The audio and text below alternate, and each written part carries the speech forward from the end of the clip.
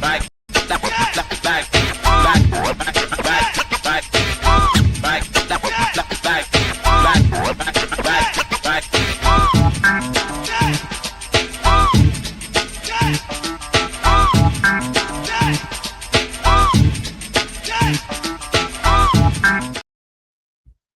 North or South Carolina or anywhere else in the world, enter the Cat Cave with D. White and Shannon Smith, a part of the Keep Pounding Podcast Network, powered by the Fans First Sports Network, where you can find shows such as Winning the Division and Inside the Vault. Also, too, don't forget to drop by the Believe Network and watch Believe in Panthers with our own Desmond Johnson, who runs Tobacco Road Sports Radio's YouTube channel, as he is side by side with Panthers legend Jonathan Stewart. Had to plug that in. Been watching a little bit of Believe in Panthers these past couple weeks, considering the fact that we were not here last week.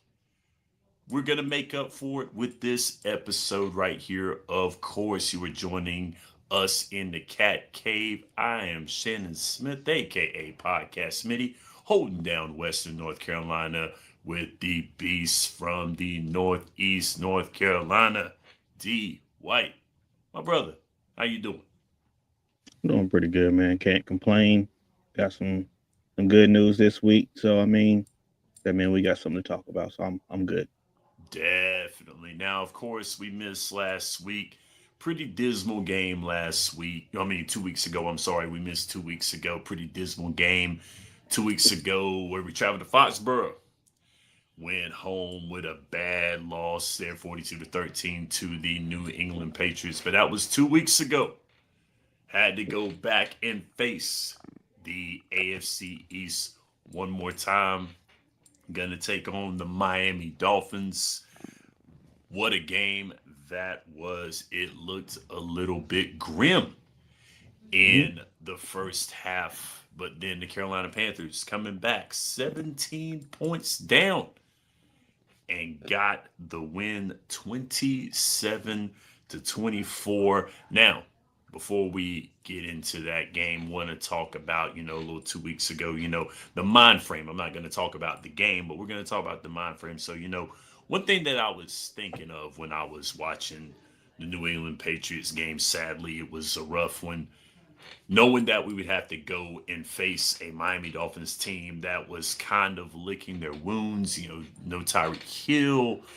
They had a little bit of turmoil going on with them inside of the team. Is Tua the guy? All that stuff. They haven't looked great this season. This was a great opportunity to rebound after the bad loss in Foxborough.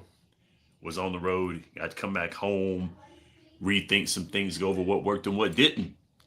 So, D, looking at the game 2 weeks ago and then going into the game this week, what was going through your mind that the team had to do?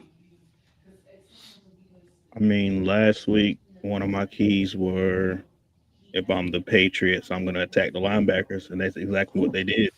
Yeah. This week, they tried something different by letting Trevor Wallace call the plays and organize the defense while Rose Boom is able to move around the defense a little bit more. And, it paid off. Our run defense was amazing. I think total we gave them, 19 yards? So, our run defense showed out. Our rookie showed out. It just seems like our defensive philosophy, a little later on in the game, not at first, but it took them a little bit to warm up and get in the groove. But once they got in the groove, they started making plays, and that's what we needed. They did enough to squeak out this win. Definitely. Now, going into this game, of course, in the first quarter, 3-0 was your first quarter in favor of the Dolphins, and then 17-10 going into halftime in that game. Of course, we all know the Carolina Panthers. They like to flirt with disaster a little bit. Mm-hmm. The Cardiac Cats, they've been calling them that for a while. But that second half was a different squad. They put on 3 in the third quarter and then ended the game Ended the game scoring 17 points, which was something that the Miami Dolphins defense had a little trouble. Well, not a little trouble. They had a lot of trouble Mm-hmm. stopping the run. Let's talk about Rico Dowdle. Let's Mm-hmm. talk about his performance. Over 200 yards rushing on the ground. The Miami defense not able to put a hand on him. He was running all over the place. The line was really moving the defenders. Now, of course, we didn't see Chuba Hubbard because Chuba was out. But knowing that Rico Dowdle can bust out a 200-yard game like this, how does that make you feel about the running game? Man, it's how I felt about playing Jimmy Horn. About time. We're supposed to be a run first offense. We haven't been doing it. This game showed why we're a run first offense. Um, and on top of that, I mean, shout out Cade Mays. Dude played great. So I mean, it was just a welcome sight to see our run offense just play lights out. Because I mean, in games before, it's like we're neglecting the run because we're so far down, or it's just shoddy play calling.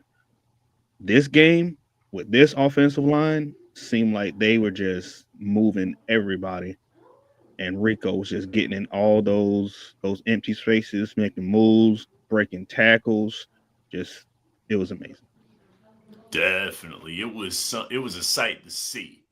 206 yards rushing was the total after Mhm. the game, averaging 9 yards per carry off of 23 carries in that game. Got in the end zone one time, busted a 53-yarder, which was really, really nice to see considering the fact that, the offensive line has been in question for the Carolina Panthers. It's been a question for the Carolina Panthers for the past few years. Will Mhm. they be able to do this, especially with a runner like Chuba Hubbard that was in the backfield that was in the top five running the football yards, and him not being able to do as much, with this team, offensively, this team not being able to put out a good product with a very good running back. But in this game here, it was something to see, considering the fact that the running game was a big factor in this game. So of course, we had some carries from Trevor Etienne, and of course Jimmy Horn Jr., who you were talking about. He carried the ball a little bit, but now talking about a quarterback, Bryce Young, 19 to 30 passing, 198 yards, average over 6 yards a carry. I mean over 6 yards a pass, two touchdowns, one pick in this game. His QBR 38.2, but he had a passer rating of 90, over 90 in this game, as opposed to the quarterback staying across from him in Tua Tagovailoa, who had three touchdowns in the game, but yet and still had a slow first half. Now, with all this talking of Bryce, what has been going on with him at the quarterback position, we see a touchdown. Xavier Legette getting a receiving touchdown in this game, and Mitchell Evans as well too getting into the end zone. Bryce was finding guys this time around, especially in that second half. Being able to finish the game, that was very important for Bryce, which is something that he did do. He finished the game, was able to orchestrate drives, came back from 17 points down. What were your thoughts on Bryce this week? He managed the game well. I mean, as much credit as we are giving the line for the run offense, sometimes that passing offense wasn't where we needed it to be. His fumble was part of that is on him, but part of that's on his offensive line for not giving him enough time. I think his interception was still a timing issue with Leggett that they've been kind of struggling a little bit to get that timing together. Um, but it's still questionable. You want Bryce to do good. You hope he does good, and he shows moments like this game where they can rattle off 17 straight and he can play dynamic. And as long as he has good pass catchers, a good tight end, and a good running back, he can compete with the best of them. So, I mean, I'm still behind Bryce. I give him confidence, all the confidence in the world. I just I feel like he's still building some connections with some of his receivers. But other than that, I mean, great game. I must say, I mean, when you're on the winning side of the coin, not much can be said in a bad way. Tua might have had better stats. He's probably helping somebody's fantasy team out there, and that's good. But the fact that he took the loss this week was very, very tough. And now we shift over to the defensive side of the ball. I'm going to pull up stats right here on the defensive side of the ball. One thing I must say with this Carolina defense, only allowing 19 yards rushing Mm-hmm. in this game. Whew. Off of 14 attempts, they only averaged 1.4 yards on the ground. That was one of the keys to me. That's why I felt like Miami lost this game, was because of the Definitely. one side. They played one side of the ball, and it wasn't good for them because, they're passing the football and all this other stuff. And it's great they're passing the football. That's good. But when you can't run the football, when you've got a Devon A. Chan in the backfield, and you're not able to run the football, you're not able to get over 5 yards a carry, that's Right. really going to kill your offense. But the Carolina Panthers defense, they got after it running the football. That was a bright spot. The passing game, of course, that was one of the things that Miami was able to do, was pass the football.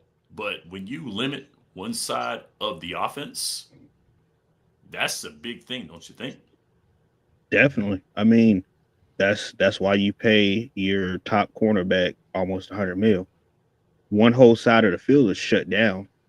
Unfortunately, the other side, we got a pretty good number two cornerback, but I mean, Jalen Waddle got what six receptions, 110 yards, and a Mm-hmm. TD. Mm-hmm. I mean, you're gonna have to live with something. You know, you're not gonna be able to throw JC unless you want it going back the other way. You weren't able to run. Only thing you could do is try to you know throw the ball downfield. Unfortunately, they were able to do that against Mike Jack. But I mean, other than that, that's Waddle and Waller was the only reason they were in the game. Tua made Definitely. some great throws. Um, Got to give them credit. He had 256 yards thrown, three TDs. I got to give them credit. They fought. We just is this the first game that Bryce Young had his come from behind win, 2 minute drill win? I think so. Yes. I think so. So I mean, credit to those guys, but it seemed like the Panthers just wanted it and executed just a little bit better. Oh, definitely. Because especially, this is his first come from behind victory this year. And this was a dismal game from the beginning, but the Carolina Panthers actually hung on to it. They were able to orchestrate the drive, coming back 17 points down. That was big. So basically, what you're saying is they were like, okay, Tua, you've got the passing game, you can do that, but can you run the football? Mhm. Well, was that what you were trying to say right there? Oh yeah, definitely. I mean, we Derek Brown showed out, Pat Jones, our rookies Umamielen and Nick Scorton, they showed out. Uh, I mean, the whole defensive line just played great. It was dynamic. It's what we needed. The way they played, it's I'm not gonna say they played to the level they played against Atlanta when they shut them out, but this is up there. If you can stop a team and score 17 unanswered, I mean that's pretty damn dynamic. Oh, absolutely. Well, I must agree right there. Pointing out some of the defensive players that had pretty good games. Christian Roseboom, who's been pretty much a tackling machine on our defense. There, 9 tackles, 5 solo tackles, a tackle for a loss. Got to give it to Trayvon. Got to give it to Trayvon Merrick. 7 tackles, 6 by himself. 3 tackles for losses. He was a ball hawk back in the backfield as well too. Sean Robinson, 2 tackles for a loss, 1 tackle for a loss, and 4 tackles altogether for Nick Scorton. Had Patrick Jones the second getting in the backfield as well too with a tackle for a loss. Um, had Derek Brown back there, tackle for a loss as well too. Got a sack in the game as well too, along with Sean Robinson also getting a sack as well too. The main thing is getting pressure to the quarterback, and that was something that Carolina actually did do. They ended up finishing the game with 3 sacks Mm-hmm. in this game. You know, that comes from the fact that they were able to make the passing game just be the only thing that stood alone for the Miami Dolphins. Because, of course, when you get up in games, you want to be able to run the football effectively. They were not able to do so. They had to manufacture yards somehow, some way. They did it with the forward pass. But when they were able to sit on the game, or try to sit on the game, that is, they were not able to do so. And also, too, it does help with time of possession as well, too, with the Carolina Panthers. That's what happens when you run the football effectively. That defense is getting beat up. And that was something that Rico Dowdle did to this Dolphins defense. That was very tough for them to do. One thing we can also say, too, the Miami Dolphins were able to get to the quarterback, get able to get to Bryce 3 times. They were able to do that with Jordan Brooks, a half a sack, Jalen Phillips, Bradley Chubb, and Kenneth Grant getting into the backfield to sack Bryce Young, which was one of those things. But of course, they had a big game from Jordan Brooks as well too. 13 tackles total in this game. But it was just the fact they were able to just be able to utilize that. They only had 3 tackles for a loss on defense. They only had 3 tackles for losses, and it was their 3 standalone sacks. But other than that, there was no way that they were tackling Rico Dowdle behind the line of scrimmage. It was very, very rare that that happened, especially with 206 yards on the ground. Great 17-point come from behind victory for the Carolina Panthers as they advance to 2-3 on the season in week 5 of football. Now let's go ahead and shift gears into week 6. Because week 6, this game right here is a personal one for me, I must say. It's personal because at 1 o'clock on this coming Sunday, they play the Dallas Cowboys. And they're coming to Charlotte. Now, if you've been watching this summer, you will know that one of us, and I'm not going to say who, is a big Cowboys hater. I'll just go ahead and say it. It's me. And you got two. Hey, D is as well too. That's great. That's great. I got a lot of buddies that are big time Dallas Cowboy fans. And this is something that I would really love to see, a Carolina victory. But I will say this. After a big victory, a come from behind victory, the likes of the Carolina Panthers, one thing that I would love is for the Panthers to come away with a win against the Dallas Cowboys. Mm-hmm. But looking at this Dallas Cowboys squad, they are the second team in the NFL this year to have a tie. Of course, they tied with the Green Bay Packers. We can talk about ties and all that other stuff in football on another episode. We're not going to talk about that, although I absolutely don't like it. But it is what it is. I mean, we don't make the rules. It is what it is.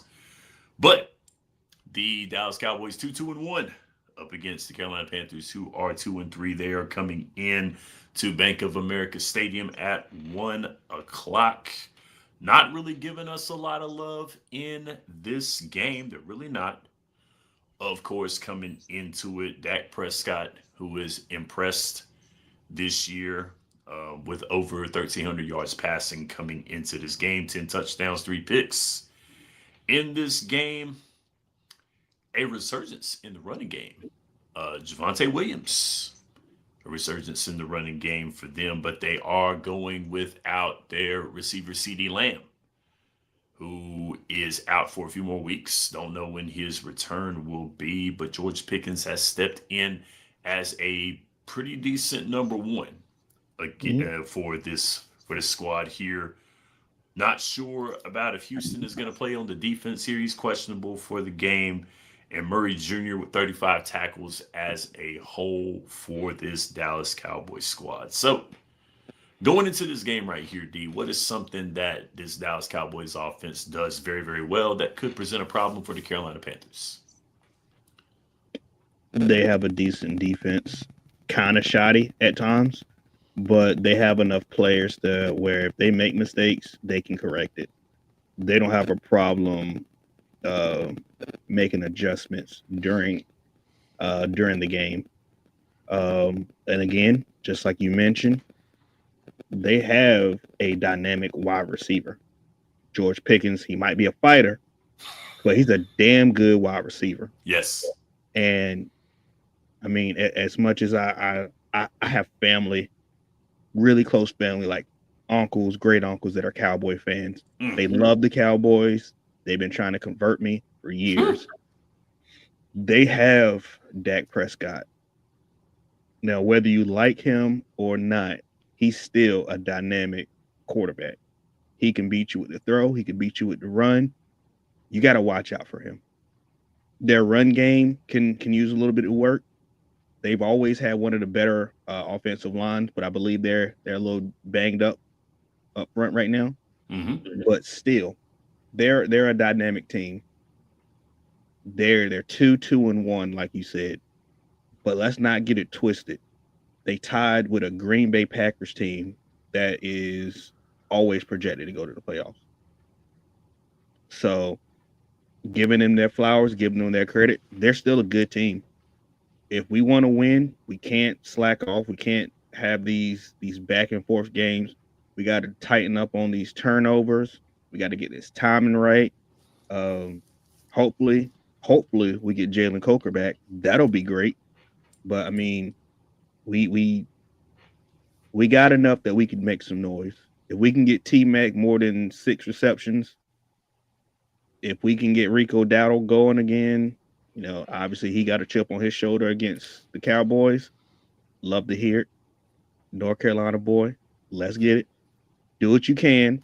Run this ball like we know how, like we've shown we can do, and just play smart football. Stop being safe like usual. Take chances. We should be good. I like that there. Of course, yeah, you brought up Rico Dowdle, Mhm. coming back and facing his old team. He might be giving a little bit of a pep talk, maybe a little insight into that Dallas Cowboys team that he has played for a couple of years. That is going to be something that could be an advantage, any advantage there, of course, over the opposition. That is legal, might I add. So, one thing that presents a problem for me with this Dallas Cowboys team, I got to step away from you a little bit. I think that Carolina could probably exploit this defense. I really think they can. This defense has been shoddy. Yes, it has. This defense has been a defense that allowed 40 points from a Green Bay Packers squad, but is also the same defense that allowed 37 points with the New York Giants in week two, which is something that I looked at and was like, "Whoa, that's very scary." And the guy that exploited them in the past is not playing it. He's on the bench. That's Russell Wilson done it. Russ was able to pass against that defense, and it was scary. But also too, this squad also shut down a Chicago Bears offense that looked like it could have done something to this team, but ended up not doing so. And of course, they played the Jets last week, which we'll just leave that alone about the Jets. But the thing with this team has to be Carolina has to. I know it's hard to not listen to the noise. And I was thinking about this also too when I was talking to a good friend of mine about the Philadelphia Eagles. with the way that squad is. One minute they want to run the football, one minute they want to pass the football. They've got a dynamic running back in the backfield, but yet they want to try to play cute and pass the ball. And then later on, they want to try to run the football. It's one of those things that, you got to stick with what you're good at. Hmm. I know that you've got people like you and me that are talking about what this squad should do. People that watch the game, armchair quarterbacks, talk about, hey, they should do this, they should do this, they should do this. Thing about it is with me, go out there and play your game. Don't try to appease everybody because you're not going to. You're not going to make everybody happy with the decisions you make, but you will make people happy when you win. And this is a game that Carolina can win if they buckle down and they address the penalties and they address the miscues, the turnovers, which is something that has to be looked at and has to be understood. Is that the turnovers are going to be big. Turnovers and penalties are a big Achilles heel for this Carolina Panthers team. Once you address stuff like that, then the offense and the defense is going to fall into place. Mistake free football is going to come in from there when you stop making mistakes. The miscues, the turnovers are going to be big. And I know that's very cliche. Of course, everybody who's watched a football game knows that. I get it. But when you have a squad that is like Carolina that's starving for a win, that came off of a big win, came off of a 17 point, there were 17-point road dogs at one point in time in the second half and came back and won. This Miami squad could have slammed this door and didn't. That's the difference between good teams and great teams. A great Miami Dolphins squad would have slammed the door on a Carolina Panthers squad. They would have slammed the door, but they did not. So Hmm. that's something that has to be understood. You got to slam the door. And one thing about it is Miami didn't do that. So Carolina, they didn't slam the door. What are you going to do? What is it going to take for you guys to say, hey, the door is still open? We slam it. So I know Dak Prescott is a dynamic quarterback. Yes. I know there's pieces on this offense. Javante Williams is starting to run the football a little bit. I get it. But the fact of the matter is, Carolina's got to make sure that they limit their mistakes, limit their turnovers, and go out there and play this game the way it's supposed to be. Hmm. Any last words before we exit? I think we need to continue to lean on this run game. Right now, according to the Panthers, the NFL.com, we're ninth with rushing yards at 640. The Cowboys are seventh with 672. And that's with our bad, questionable offensive line play from time to time. That's with abandoning the run time. We have a good run team. We just need to, utilize it a little bit more. With Chuba, he might play, he might not. If he does, great. I think Rico Dowdle, with that chip on his shoulder, he's shown that he's more than just a number two back. He's shown that he can get these yards. He's dynamic, whether you're giving him the ball in the backfield or throwing it to him.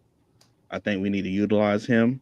Bryce did great utilizing him. Bryce did great picking up the coverages and giving him opportunities.